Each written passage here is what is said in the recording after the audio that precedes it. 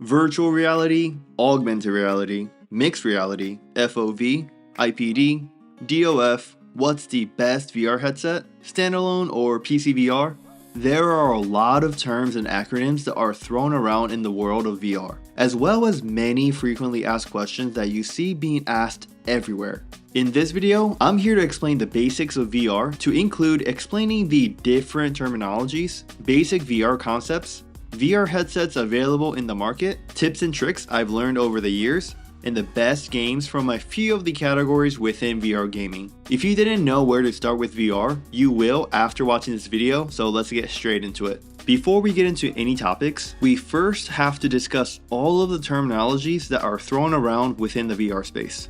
So what exactly is VR? Starting out with the obvious question, VR is short for virtual reality, which allows you to be fully immersed in a technology-generated world, whether that mimics real life or a completely imaginary one. This is usually, but not always, delivered to the user in the form of a VR headset, which is a hardware device that's capable of tracking your movements and showing you these worlds. These headsets consist of a screen through a display panel housed in the frame of the headset, which also includes some sort of head-mounting apparatus to fit your head. Most of these headsets have some sort of material that sits between the display and your face, blocking the outside view to make the VR scene deliver an immersive feel. Just to summarize, all VR headsets track your movement and the image you see according to your movements. Some of the headsets we'll cover later in this video do track more movements than others, but this is the basics for a typical headset. Before diving into the basic VR concepts, let's cover the other terminologies thrown around in conjunction with VR, but are definitely different. AR is short for augmented reality, where the device that you're wearing or seeing through displays a virtual picture overlaid on top of the real world you're able to see. An easy example of this is through the Pokemon Go release trailer, where the user in the real world with overlays of Pokemon, which are obviously imaginary. Just to summarize the difference, VR is fully made up, whereas AR features aspects from the real world, as well as made up displays over it. There's another term, MR or mixed reality, that you'll often hear about. Mixed reality is somewhere between AR and VR, as the virtual aspect of VR is displayed just like how you would see it in AR, but in this case, the virtual object can interact with real world objects. For example, in mixed reality, a virtual pencil overlaid in real life is able to be picked up and placed on a physical object in the real world, like on a desk. Wow! If that wasn't confusing enough, we have one more term called extended reality, or XR for short. XR is easy just because when you combine VR, AR, and MR as a generalized topic, XR covers all of these terms. Alright, now let's rewind it back to VR and we'll go into basic VR concepts. First up is field of view, or FOV. When we talk about the field of view, or FOV in real life, it's everything that a person can see at that particular time. Within VR, the FOV refers to everything that a person can see at that particular time through the VR headset. The typical human FOV is about 130 degrees per eye, or 180 degrees with two eyes, and the current sets of VR headsets in the market are smaller than what we see on a day-to-day basis. This is why you often have a black border on the edges of your FOV in VR. The wider the FOV, the less black borders will be present. This is why FOV is one of the metrics that are usually compared to when looking at two different VR headsets. Not to make it any more confusing, please keep in mind that FOV can be measured horizontally, so how much you can see to your right and left, as well as measured vertically, so up and down. When we talk about tracking movement in VR, we often refer to the movement as various degrees of freedom, or DOF. The higher the degrees of freedom, the more movements can be tracked by the headset and implemented through visual displays. The two most common degrees of freedom you'll see are 3 DOF and 6 DOF, which just means 3 degrees or 6 degrees of freedom. 3 DOF supports only the headset's movement, which are rolling, pitching, and yawing, whereas 6 degrees of freedom covers those 3 in addition to the position of your headset in a location like XYZ coordinates. If that was really confusing to you, the pictures you see now should be easy enough for you to understand. To summarize, 3DOF basically tracks the movement of your head or headset, while 6DOF tracks your head as well as where you are. In the current market, I don't remember the last time I saw 3DOF, as 6DOF is pretty much the standard for modern VR headsets.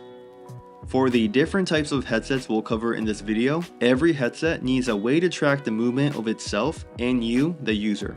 The most common form of tracking seen in VR headsets available is called inside-out tracking.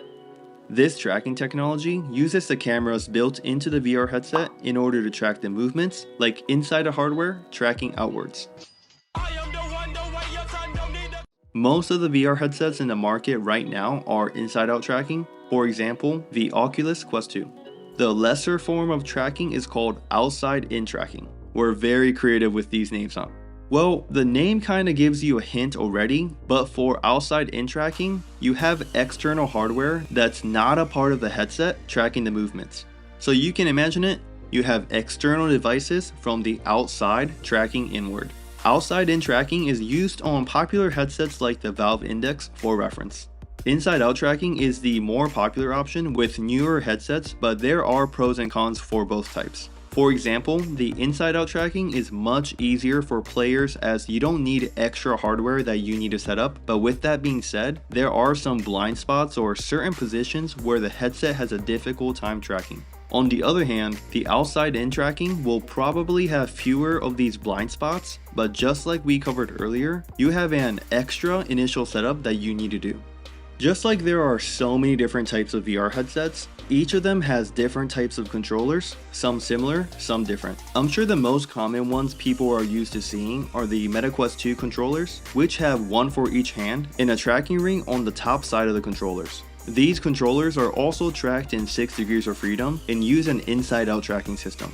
Most of the controllers for VR headsets are in some shape or form similar to the Quest 2 controllers. We have very different looking controllers for the original PlayStation VR, or PSVR for short, which look like a wand or a mic, but in most cases, games on PSVR can be played with the PS4 DualShock controllers. The upcoming PSVR 2 headset will use a cooler looking and more advanced version of the standard VR controllers or the Quest 2 controllers.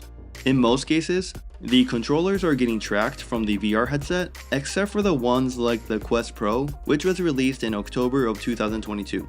Without being too technical, these controllers track themselves instead of being tracked by the headset, so they can still be used accurately even if it does not have a direct line of sight with the headset.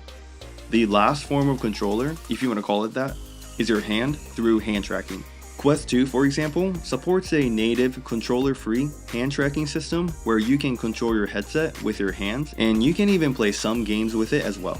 You would be surprised by the accuracy of native hand tracking if you never experienced it before. For all popular VR headsets in the market, there are typically 3 different ways to enjoy the experience, which are room scale, seated, and standing. Room scale is being able to create or draw a boundary around the room you're in that acts as a play area. On the Quest headsets, they use the term guardian to make sure that you're within the boundaries that you created, so you don't hit or bump into things in your room. The next 2 are pretty similar, as in one, you're seated, and the other, you're just standing. Different games recommend different ways to set up your play for optimal enjoyment, but most games work with any of the settings we've covered in this section as well. There are a few different ways to control your movement within VR. The most common and the most comfortable way to move in VR is through teleport. This usually requires some input from your controller to select a projected place to teleport to, where once you initiate the teleport input, you would be there immediately. I personally agree that teleporting from place to place in VR games or experiences is much easier and helps a lot with motion sickness, while others claim that it ruins the immersive experience in VR. For any reason you don't enjoy the teleport option, you have smooth locomotion, which is a similar movement you experience in traditional games. You simply press down on a joystick to move in the game. Smooth locomotion is also known to cause motion sickness in VR users, so it may be worth a try to try out both teleport and smooth locomotion. There is an easier way to look around in different directions in VR. You can simply turn your body and neck to look around the area, or most games support snap turns where you can turn in a direction at a preset amount of angles like 30 degrees. This reduces the amount of neck or body movement in VR and allows you to control your view with your controller. As we briefly mentioned motion sickness in the last section, this topic is something we cannot skip over when talking about VR. People can experience discomfort, motion sickness, or nausea. The levels of these side effects are different from person to person and from game to game. The better or well-developed VR games typically offer you a way to reduce motion sickness by reducing your field of view, but again, it might help, but doesn't mean that you'll completely be immune. You can build some resistance and tolerance for motion sickness in VR called VR legs, but some people are never able to be fully resistant to motion sickness even after years of VR experience. IPD is something that you come across pretty often when dealing with VR. It stands for interpupillary distance, which is just a fancy way of saying the distance between your two eyes. It's good to have an estimate of your IPD since all modern headsets offer you the option to manually or even automatically adjust the distance of lens separation to match your IPD. Having the lens match your IPD will give you the best viewing experience on your headset for an overall more comfortable experience. Even if you have a preferred IPD, the experience may differ depending on what VR headset you have since the design will be different. When it comes to processing the game or experience you see in your headset, there are actually few different options available. These different options can be categorized into standalone, PCVR, and console. Standalone is any headset that is able to have full functionality without the use of a PC. Pico 4 and Oculus Quest series of headsets are great examples of standalone VR. The obvious and simple advantage of standalone VR is its convenience. Since you don't need any external hardware to run VR, you can simply pick up your headset and play. The next type is PC VR, which requires a PC to play VR games, therefore PC VR. The advantage of PC VR is that if you have a powerful PC that can handle well-designed VR games, the graphics of the games will be much better than the standalone headsets.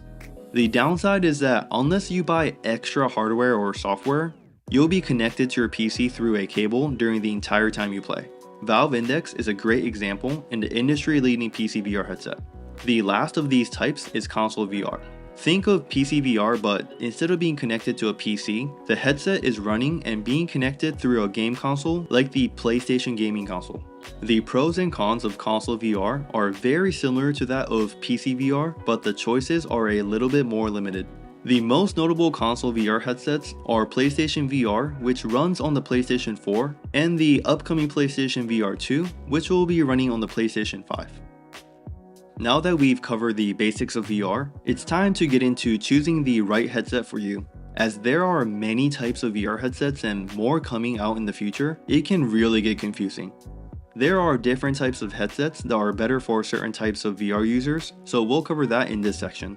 First up is for anyone just getting into VR and wants to experience everything VR is able to offer without the complicated setup and geared more towards casual play. Oculus Quest 2 is the industry leader when it comes to VR headsets. With $400 at the time of this recording, you get everything you need to explore the vast library of the best VR experience. You can play almost any popular VR game, and you even have the option to utilize PC VR or play VR games through Steam if you wanted to. If you're totally against the Oculus Quest series of headsets for any reason, the Pico 4 is a very good competitor to Quest 2 and is worth taking a look at. If you're more of a hardcore serious gamer that's wanting to get into VR, you can go with the Oculus 2 option, but a PC VR dedicated headset might better suit your needs. The Valve Index is by far the best PC VR experience that you can have at the time of this recording. Even though the headset is getting a little bit old at this point, there is a reason why it continues to be used even years after its release. Please understand that if you want to get into VR through PC VR, you have to own a decent or powerful computer to run VR games with satisfaction. Also, PC VR headsets generally are more expensive compared to standalone headsets. For example, the listing price for the Valve Index and its full kit will cost you $1,000 unless you find deals with various vendors. Shifting gears to console VR, there isn't much competition besides PlayStation VR or simply PSVR. With PSVR 2 getting released in February of 2023, if you're looking for a high-level VR gaming experience and you own a PS5, PSVR 2 will be a great headset for you. PSVR 2 also features many of the latest VR technology to bring the best immersive experience to date. The headset itself will cost $550 in addition to the cost of owning a PS5. I have learned a thing or two from being a part of the VR space for the past couple of years. Knowledge. Which I want to share with you in this section. The first tip is mainly for anyone getting the Quest 2 as their main headset. I highly recommend that you upgrade your head strap to a more comfortable one like the one from Kiwi or Bobo VR. Not only this allows for a comfortable VR experience, but it can also keep the headset on you tight, which prevents the headset from moving around your head. Even the slightest of movements can cause your visuals to blur out, and the purchases I made to upgrade the head strap was so worth the price. The next tip to enjoy VR in general is to try out different experiences available to you outside of your interests. Many people I know through VR are solely interested in playing VR games, and don't get me wrong, I do love VR gaming as well. The only thing I have to say to that is that there is so much more to VR than just gaming. Good examples are many educational experiences that you can't typically get through a textbook or in a traditional classroom setting. There is an actually surprising number of educational content on VR, so it might be worth checking out. Other things to try out are social VR applications, which could be tied into VR gaming, but we'll keep it separate for the purposes of this video. Social VR apps are by far the most popular experiences available, but yet feels so niche. Social apps like VRChat, Rec Room, and PokerStars have the secondary purpose of enjoying games in VR, but the main purpose is just to hang out with your friends or engage in chat with people you would have never met if it wasn't for VR.